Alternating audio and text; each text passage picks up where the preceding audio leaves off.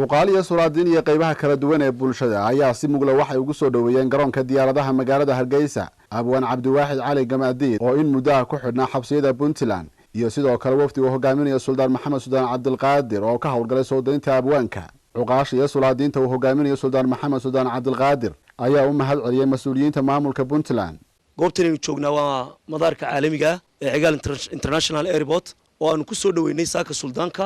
iyo abwaanka iyo intii la socotay sida ka wada warqabtaan waxa dhawaan lagu xidhay maamul goboleedka aynu jaarka nahay ee Puntland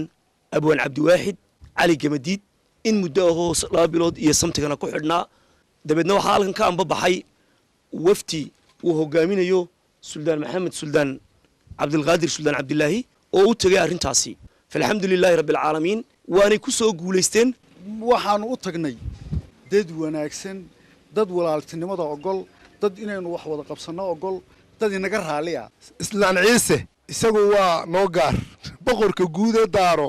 isna waa ma gooni noogu santay de lama soo koobi karo madaxweynuhu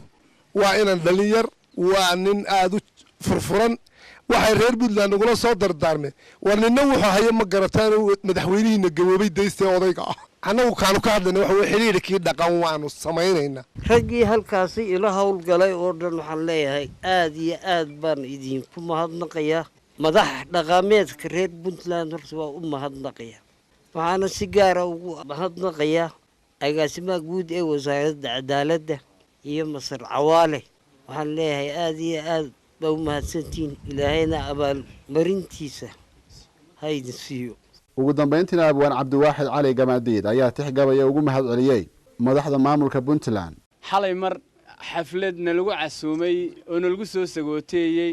ayaa waxaan kula kaftamay nimay gobaxidhay haddana sii deysay baanay aniga gabaygu siyaasad maaha boqortooyada ma jeerteen buu ku saabsan yahay sida weey gadcadaagu sidoo ay waramayaan man ka soo gaadhay ma jeerteen kuwa niman gobiyo duul garaad badane waa boqortooyo guniya saldanad aad u gada weyne waa niman ilaahay galaday gees kastay tahay inta geelu dheeriyay loodiya gaabano wadhiga intaasay khalqiga guud mareen laysma gaasiro